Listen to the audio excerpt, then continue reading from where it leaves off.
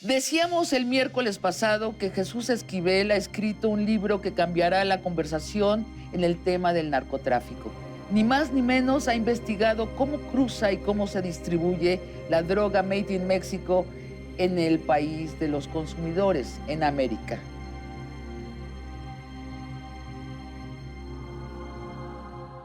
Hola, Jesús Esquivel, otra vez. Existen libros que documentan la historia de la criminalización americana de la droga, pero tú fuiste e investigaste en el presente y en los sitios reales del narcotráfico gringo. ¿A dónde estuviste? Estuviste en el desierto de Arizona, para empezar. Estuve en el desierto de Arizona, estuve en Texas, estuve en California, estuve en Florida, estuve en Chicago, estuve muy cerca de la capital de los Estados Unidos, donde estoy, en la ciudad de Baltimore, y estuve en Atlanta. Te menciono estas ciudades porque son clave para entender no solo el movimiento de las drogas que llegan de México a los Estados Unidos, sino la distribución de estas a las ciudades de los 50 estados de la Unión Americana y el papel que juegan tanto en el transporte como en la distribución y en la venta los estadounidenses, los gringos, como les decimos en México, que son una parte fundamental para la venta de los estupefacientes aquí en los Estados Unidos y para llevar el dinero que deja este negocio a México y sobre todo utilizando al sistema bancario estadounidense, que muy poco se habla de él. Así es. En el papel que juega para el narcotráfico internacional. ¿Qué es lo que te sorprendió más? Estabas en terreno ignoto, casi siempre. Pues lo que me sorprendió más es el número de narcotraficantes gringos que hay en Estados Unidos. No existen cárteles como en México, como en otros países. Aquí los narcotraficantes son más bien pandilleros o que pertenecen a clubes de motociclistas que duran muy poco tiempo en el negocio. ¿Por qué duran tan poco tiempo? Porque hay demasiada policía en los Estados Unidos. En las ciudades, aparte de la policía municipal, si quieres llamarla así, y de la estatal, existe el FBI, existe la DEA, sí, existe ICE, existe un sinnúmero de agencias federales que están combatiendo el narcotráfico. Le preguntaba a agentes federales cuánto dura como máximo la carrera de un narco gringo. 13, 15 años cuando máximo. Otros duran muy poco, 3, 4 años, y la gran mayoría de estos son detenidos, son sentenciados. La gran mayoría. Sí. Bueno, Bernie Sanders ya ha popularizado la noción de que Estados Unidos es el país con más gente encarcelada y la mayoría de los encarcelados es por drogas. Sin embargo, se van esos y los suplen otros. Sí, como en México, pero aquí con mucha rapidez. Porque, por ejemplo, y lo explico en el libro, las sentencias definidas que hay por delitos de trasiego de drogas son muy fuertes. Te pueden sentenciar a cadena perpetua por vender 2 kilos de heroína, como por vender 100 toneladas de cocaína. El delito es el mismo y por eso es que hay tantos jóvenes en las prisiones por delitos de narcotráfico. Aquí el problema es ver quiénes son los que están en prisiones y quiénes reciben las penas más duras, en su mayoría, y entra nuevamente el tema racial. Sí. Son afroamericanos y latinos. Los narcos blancos, aunque hayan cometido demasiados delitos, en su mayoría reciben penas máximas de 30 años de cárcel. Mencionábamos en la primera parte de la entrevista a Don Henry Ford Jr. Él movió toneladas de marihuana de México a los Estados Unidos. Ya está libre. Y ya está libre. ¿Después de cuántos años de cárcel? Él estuvo 17 años de cárcel en una prisión federal, en su segunda sentencia. Y además hay otro elemento, Sabina. Cada año el presidente de los Estados Unidos, llámese como se llame, del partido que sea, le perdona la sentencia a decenas de estadounidenses que han sido enviados a prisiones federales por delitos relacionados al narcotráfico. De ahí que es justo el reclamo que se hace en América Latina y sobre todo en nuestro país respecto a la política antidrogas que lleva Estados Unidos a nivel local y que quiere llevarla a la máxima potencia, como en México, sin importarle los muertos. Sí, así Ese es. es el gran problema. Para hablar más, estamos dando pellizcos a esta realidad amplia, compleja, que retratas en tu libro Los narcos gringos, que debe leer quien nos está viendo. Cuéntanos de los ranchos de reses sin reses en el desierto de Arizona, con sus ganaderos riquísimos que aparentemente no trabajan. Pues mira, es muy fácil. La primera vez que yo recorrí esa zona que se le conoce también como la Tierra de Nadie, la frontera con Sonora, me llamaba la atención, en primer lugar, que hay tantos letreros de que dice rancho ganadero, y son hectáreas y hectáreas de desierto sin ganado. La razón muy fácil de estos rancheros para ganar dinero es simplemente prestar el terreno para que los narcotraficantes mexicanos, a través de sus colegas gringos, pasen la droga por terrenos privados sin que sean objeto de la vigilancia de la patrulla fronteriza, de la DEA, del FBI o de ICE, llámale como quieras, a la agencia federal.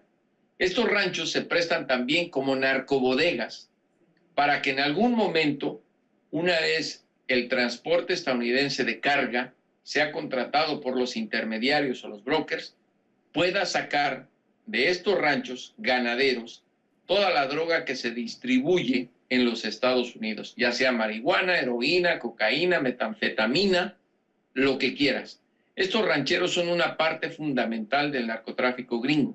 Muy pocos de ellos han sido investigados, muy pocos de ellos llevados a prisión. Es por eso que la injusticia que cae en el sistema penitenciario por delitos federales de narcotráfico en Estados Unidos no es tan amplia como nos la quieren pintar los agentes federales cuando hablan de México. Ahora hablemos de lo que supuestamente no sucede en Estados Unidos, la narcocorrupción. Pones claro que no es posible la distribución de la droga sin la cooperación de las autoridades americanas. ¿Cómo sucede esta cooperación? Mira, no es como en nuestros países o como en México, que algún gobernante de alto rango esté enterado. Eso no ha ocurrido todavía en los Estados Unidos. Y creo que el día que ocurra se arma un gran escándalo y al político o al gobernador o al senador lo envían inmediatamente a prisión. La corrupción por narcotráfico en Estados Unidos es más bien a nivel de los policías y de los agentes federales. Pasé mucho tiempo revisando los archivos de las cortes federales y estatales para encontrar números y números de policías, de agentes federales, de soldados estadounidenses que han sido sentenciados a prisión precisamente por haber jugado en algún momento un papel en el narcotráfico, ya sea en la venta o en el transporte de las drogas. Los dólares no solo tientan a los latinoamericanos, también a los estadounidenses. ¿Cuántos casos hay de agentes aduanales que vigilan la frontera sur de los Estados Unidos que han sido enviados a prisión por precisamente colaborar con el narcotráfico? Y olvídate de los apellidos latinos, que son a los que más le dan difusión los medios de comunicación estadounidenses. Hay anglosajones, hay agentes federales del FBI, de la DEA, que han sido enviados a prisión por corrupción del narcotráfico. Cuentas una historia de una patrullera de Houston que transportaba la droga en su patrulla con su esposo y con su hijito de 3 años sentado en la silla especial de niños. Así iba a las juntas de transacción de droga por dinero. ¿Quién iba a sospechar de ella? Claro. El mejor camuflaje, precisamente. El marido y el niño, pues sí. Y la para patrulla. Pasar la droga. Pero te insisto, a diferencia de lo que ocurre en México, la policía gringa, digámoslo así, sí investiga, sí juega ese papel de investigador. Y aunque tarda varios años en una investigación, al final de cuentas, casi siempre logran castigar a los que están involucrados. Esa es la gran diferencia que existe entre la lucha contra el narcotráfico en América Latina y en México y en Estados Unidos. A ver, cuentas una historia que es por el calibre del trasiego que involucra, pero también por los personajes, es muy memorable. Las maravillas de la cowgirl, de esta estrella de los espectáculos de rodeos. Cuéntanos un poco de ella. Pues mira, ella, por ejemplo, tenía tanto éxito en ayudar a vender la droga y a distribuir la droga, porque precisamente era una mujer blanca, bonita, con un cuerpo escultural, que se montaba en un caballo en los rodeos, que ayudaba a distraer a toda la gente que iba a verla con el tema de los toros y de los caballos, y que al terminar su show agarraba su remolque, subía a sus caballos, y quién iba a sospechar de una mujer tan bella, tan dulce, que hablaba con todo mundo, que precisamente debajo de la paja que ponía en los remolques que pisaban sus caballos, iba droga que llevaba a ciertos puntos de las ciudades en los Estados Unidos, y que además, por ser tan dulce y cruzar tanto tiempo la frontera, los agentes federales ya ni la revisaban. Ese era el Y dices que se bajaba de su automóvil y además se mostraba voluptuosa como era y se les olvidaba todo. Se ponían en blanco los agentes. Efectivamente, por eso fue que tuvo tanto éxito esta Cowgirl, que al final de cuentas, te insisto, descubrieron que participaban en el narcotráfico porque también les causaba mucha sospecha. No todos se dejan llevar por la belleza. Jesús, pero das a entender, aunque nunca lo pones así, das a entender capítulo tras capítulo que finalmente los que controlan el trasiego en Estados Unidos sí son los cárteles mexicanos.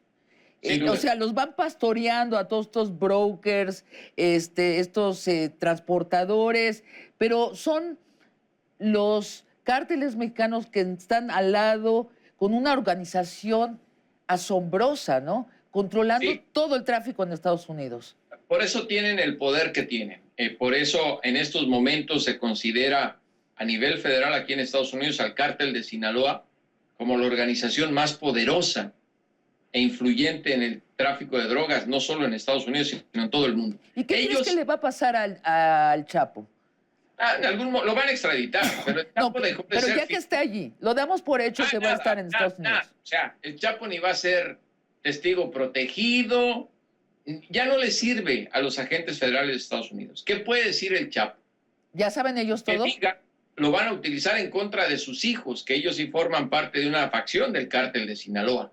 Eso resultaría en una guerra interna, los matarían, porque la gente del Mayo, sus hijos, la gente del Azul, no permitirían que un tipo como el Chapo, un cartucho quemado, ya viejo, y que incluso yo soy de las personas que creo que incluso fue puesto porque ya estorbaba, llamaba mucho la atención los reflectores a los operativos, a las operaciones del cártel de Sinaloa, diga algo. Y es más, me lo han dicho agentes de la DEA, yo lo publiqué en Proceso, que ya no les interesa tanto el Chapo, lo que quieren hacer es sentenciarlo, ponerle una cadena perpetua, varios años de prisión, como ejemplo de lo que le puede pasar a los narcotraficantes. O sea, no, el Chapo no tiene con qué negociar.